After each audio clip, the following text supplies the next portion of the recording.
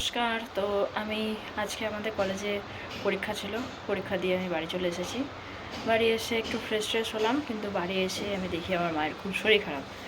তো বলছে যে আমি সব কেটে রেখেছি, মানে তরকারি কেটে রেখেছি, তো রান্নাটা আজকে তৈরি কর। 1 পট মিল বলছে তৈরি করতে, যদি আমি কোনোদিন তৈরি করিনি, আজকে ফার্স্ট টাইম তৈরি করব, আর সেটা তোমাদের সাথে শেয়ারও করব। আর পরীক্ষা সংক্রান্ত কিছু কথা আমার বলার আছে, দেখি সেগুলোও রান্নার সাথে সাথে বলবো। তো চলো দেখি কি কি কেটে রেখেছে আমার মা। চাল ধুয়ে একদম রেডি করে রেখেছে, আর এদিকে পেঁয়াজ কাটা আছে, আর এখানে আলু, গাজর আর বিনস, এদিকে মশলা। ও, এদিকে আর একটা জিনিস রেখেছে, সেটা হচ্ছে মটরশুঁটি বা মটরকলাই যা বলো, আর কড়াইও রেডি। চলো এবার কি করতে হবে করি, আর তোমাদের সাথে শেয়ারও করবো। রান্নার বিষয়ে আমার সেরকমভাবে বলার মতো কিছু নেই। অ্যাকচুয়ালি এই রান্না নিয়ে আমার বিশেষ কিছু ইন্টারেস্ট নেই বলতে পারো। তো কখনো কখনো কোনো কারণবশত কিছু কিছু ক্ষেত্রে করতে হয়। যাই হোক, আমি ভিডিও শুরুতেই বলেছিলাম যে পড়াশোনা বিষয়ে কিছু একটা বলতে চাই। তো সেটা হচ্ছে, আজ আমি পরীক্ষা দিয়ে বাড়ি ঢুকলাম, তারপরেই দেখি মায়ের শরীরটা খারাপ। তো এই কারণেও হতে পারে মা মুখটা বাংলার পাঁচের মতো করে বলে, তুই তো কোনো পরীক্ষায় ভালো দিতে পারছিস না। অ্যাকচুয়ালি কী বলতো, এর আগের দিনের যে সমস্ত পরীক্ষাগুলো আমার হচ্ছিল, সেইগুলো এমনটা নয় যে ভালো একদম যে মানে 0 পাবো এরকম নয়। যাই হোক, তো আমি মাকে এসে বলছিলাম যে এরকম এরকম ব্যাপার, এরকম এরকম কোশ্চেন এসছে, তো আমি এটা এরকম লিখেছি, এটা এরকম লিখতে পারিনি, এরকমভাবে বলছিলাম। তো ওগুলো সব মিলিয়ে এগুলো সব মিলিয়ে মা আমাকে বলছিল যে তুই এটা পারিস না, সেটা পারিস না, এই সেই তাই অমুক তমুক। যাই হোক, আমার এই বিষয়ে একটাই বলার কথা আছে অভিভাবকদেরকে, প্যারেন্টসদেরকে, যে যখন সন্তানেরা কোনো একটা কথা মন খুলে বলতে চাইছে, তখন তাদেরকে আর নেগেটিভ কথা বলবেন না, প্লিজ প্লিজ, আর নেগেটিভ কথা বলবেন না। উপরন্তু তাকে আদর যত্ন করে বলুন, বোঝান, যেন সে পরবর্তী স্টেপটা যেন ভুল কিছু না নেয়। ঠিক আছে? আমিও পরে মাকে বোঝালাম, বুঝিয়ে বললাম অনেক কিছুই, এইগুলো বলাটা ঠিক না। একটা ছোট্ট বাচ্চা, এখন আমার বয়স, যাই হোক, এখন একটা বোঝার মতো বয়সে আমি এসেছি, কিন্তু অনেক ছোট ছোট বাচ্চারা আছে যারা মা বাবাকে খুব ভয় পায়, মা বাবাকে মন খুলে কোনো কথা বলতে পারে না। পরীক্ষায়, স্কুলে, কলেজে, টিউশনে কোনো কিছু ঘটনা ঘটলে মা বাবাকে প্রথম এসে বলতে পারে না। সে বলে কাকে? সে বলে তার মনের বা প্রাণের প্রিয় কোনো বন্ধু বা বান্ধবীকে। কিন্তু তার সেই সমস্ত কথাগুলো প্রথমে তার বাবা মাকে এসে বলা উচিত। কেন বলতে পারে না? তার কারণ কিন্তু মা বাবারাই হয়। যখন কোনো সন্তান এসে তার উইকনেস শেয়ার করছে, অথবা তার ভুল, তার তার দ্বারা করা ভুল কাজগুলি যখন বলছে, তখন তাকে না বকে কাছে টেনে নিয়ে আদর যত্ন সহকারে বোঝানো দরকার। আমার ছোটোবেলায় এরকম একটা ঘটনা ঘটেছিল, যার জন্য আমি একটা প্রথমেই কথা বলে দিই। সেটা হচ্ছে, নাম্বার আমার ভীষণ শত্রু। অ্যাকচুয়ালি আমি ছোট থেকে অনেক পড়তাম, ঠিক আছে? সেই পড়ার কারণে, অথবা আমার শারীরিক একটা প্রবলেম ছিল, মানে আমার ওপেন হার্ট সার্জারি আছে, যাই হোক, সে কারণে আমার হয়তো চোখের পাওয়ার, মানে চশমায় প্রচুর পরিমাণে পাওয়ার চলে এসেছে এই বয়সেই, যেটা আমাকে খুব মাঝে মাঝে অস্বস্তিকর লাগে। কিন্তু কিছু তো করার নেই, সেটা এখন চশমা ইউজ করতে হবে। একটা বয়স পর গেলে তখন কিছু একটা ব্যবস্থা করা যাবে, এখন তো অনেক কিছু টেকনোলজি ব্যবস্থা রয়েছে। যাই হোক, তো আমি যখন ক্লাস 6-এ পড়ি, তখন আমি অনেকটাই ছোট।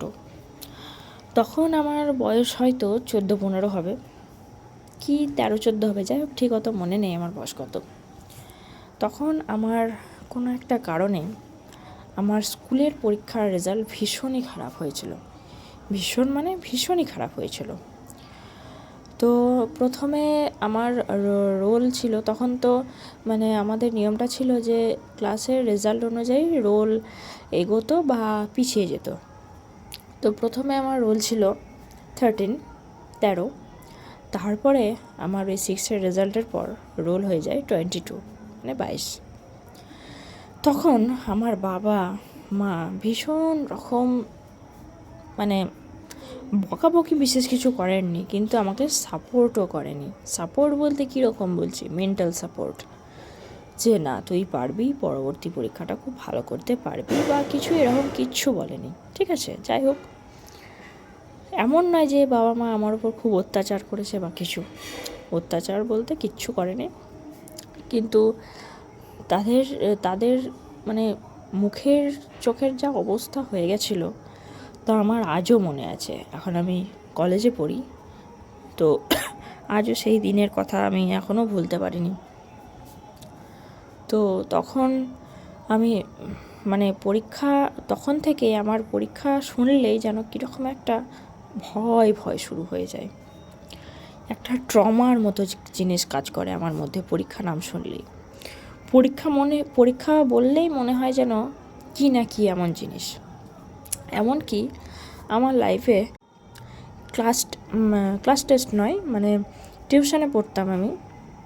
অ্যাকচুয়ালি আমি বাংলা মিডিয়ামের স্টুডেন্ট ছিলাম, তো আমাকে টিউশন পড়তে হতো সব সাবজেক্টেরই টিউশন পড়তাম। তো স্যাররা যখনই এক্সাম নিতেন তখনই মনে হতো যে মানে কি না কি এমন হয়ে যাবে। এত প্যানিক হয়ে গেছিলো আমার মধ্যে, এক্সাম নামটা শুনলেই আমার যেন কেমন একটা হতে শুরু করতো নিজের মনের ভিতরে। তারপর থেকে আমি মানে এক্সাম আসলেই আমার কেমন একটা শরীর খারাপ হয়ে যেত, জ্বর আসতো, মাথা ব্যথা হতো, অ্যাসিডিটি প্রবলেম শুরু হতো, আরও অনেক কিছু শুরু হতো। তারপর থেকে শুরু হলো আমার চোখের পাওয়ার, মানে চশমার পাওয়ার বাড়া, আস্তে আস্তে আস্তে আস্তে মাইনাসের পাওয়ারটা বাড়তেই থাকে। এখন সেটা -5 গেছে।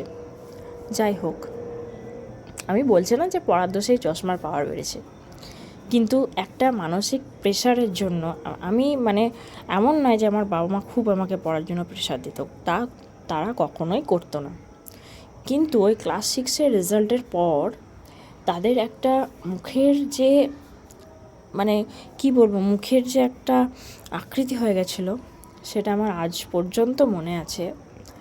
সেইটা বারবার আমার মনে পড়তো। আমি খুবই ভয় পেয়ে গেছিলাম তখন, যে আমি ভাবতাম যে রেজাল্ট ভালো না করতে পারলে হয়তো কিছুই হবে না, হয়তো আমি এমনটাও ভেবেছিলাম যে, তো পরীক্ষার নাম শুনলে আমার কেমন একটা টেনসড লাগতাম আগে নিজেকে। ইভেন আমি উচ্চ মাধ্যমিক দিয়েছি, সেটাও অনেকটাই প্যানিক মোডে দিয়েছি। যাই হোক, কিছু ওইটাই তো, মাধ্যমিকটা হচ্ছে আমাদের ওয়েস্ট বেঙ্গল বোর্ডের ফার্স্ট বোর্ড এক্সাম, তো ভয় তো একটু থাকেই, কিন্তু আমি খুবই প্যানিক করতাম, এত প্যানিক করতাম যে আমার হাত পা সমানে এত কাঁপতে থাকতো যে ঠিকমতো পেনটাও ধরতে পারতাম না। তো প্রচণ্ড আমি প্যানিক মোডে চলে গেছিলাম সেই ক্লাস 6-এর ছোট্ট একটা পরীক্ষার জন্য, যেই পরীক্ষার রেজাল্ট এখন এসে বুঝতে পারছি যে ওই রেজাল্টের কোনো মূল্যই নেই। মানে ওইগুলো একটা নাম্বারে মাত্র, একটা সংখ্যা মাত্র, যেটা ছিল আমার শত্রু। নাম্বার আমার শত্রু বলার একটাই কারণ, সেটা হচ্ছে আমি যে তুলনায় আমি পড়াশোনা করতাম সেই সময়, সেই তুলনায় আমার নাম্বার আসতো না। এটাই আমার বাড়িতে সবাই বলতো যে তুই যত পড়িস ততটা তোর নাম্বার আসে না। আমার মাথায় আরও অন্যরকম টেনশন আসতো, আরও অনেক কিছু ভাবতাম ছোটো বয়সে। যাই হোক, অনেক কিছু ভিডিও দেখে এখন তো অনলাইনের যুগ হয়েছে, এখন ইউটিউবে অনেক কিছু এরকম ভিডিও আসতে থাকে, এসব দেখে এখন বুঝতেও শিখেছি কিছুটা হলেও। সব কিছু দেখার পর বুঝলাম এইগুলো একটা নাম্বার মাত্র, এগুলো আমার নাম্বার, এই নাম্বার আমাকে জাজ করতে পারে না, আমাকে নয় কাউকেই জাজ করতে পারে না। জাস্ট এটা একটা সংখ্যা মাত্র। তো তাই আর একটা বিষয়, সেটা হচ্ছে মানুষ মাত্রাই ভুল হয়ে থাকে। আমাদের ছোট বড় যারাই আছি প্রত্যেকের কাছে কিছু না কিছু ভুল হয়। তো যখন একটা ছোট বাচ্চা কোনো ভুল করে বা কোনো সন্তান ভুল করে, তখন সেই ভুলটা শোনার পর অতিরিক্ত কিছু রিয়্যাক্ট করাটা ঠিক না। অতিরিক্ত কিছু যদি আপনার রিয়্যাক্ট করেন, মানে অভিভাবকরা যদি অতিরিক্ত কোনো রিয়্যাক্ট করে ফেলেন, তবে পরবর্তী সময় কিন্তু সন্তানরা কোনো ভুল করে থাকলেও সেটা বলবে না, অথবা তাদের মনে কোনো কোয়ারি আসলে, মানে কোনো কোশ্চেন আসলে, তারা কিন্তু অভিভাবকদের কাছে শেয়ার করতে পারবে না। তো তাই আপনারা, মানে অভিভাবকরা, সন্তানদের কাছে বন্ধুর মতো ট্রিট করুন। তাহলে সন্তানরা সন্তান নয়, তারাও আপনার পরম বন্ধু হয়ে উঠবে। অনেক সময় আমাদের অভিভাবকদের ক্ষেত্রেও অনেক কিছু ভুল হয়ে থাকে, সেগুলো আপনারা সন্তানদেরকে এসে শেয়ার করুন, তাদের ভাষায় বলুন, অবশ্যই তারা বুঝবে। তাহলে তারাও দেখবে যে না, বাবা মা কিছু করলে তো আমাকে বলে, তাহলে আমিও কিছু করবার আগে সেটা বাবা মাকে জানিয়ে করব, বা জানাই আগে, বা কিছু হয়ে গেছে আমার দ্বারা সেটা আমি বাবা মাকে জানিয়ে ফেলি। তো এই হচ্ছে আমার আজকে বলার ছিল। অনেক দিন থেকেই ভাবছিলাম বলবো কিন্তু বলা হয়ে উঠছিল না, তাই আজ এগুলো সব শেয়ার করেই ফেললাম। আর এইদিকে মায়ের শরীরটাও ভালো নেই। যাই হোক, আজকের এই ভিডিওটা আর বড় করছি না। আজকের ভিডিও এই পর্যন্তই। তোমরা সকলে খুব খুব খুব ভালো থেকো, সাবধানে থেকো। বাই।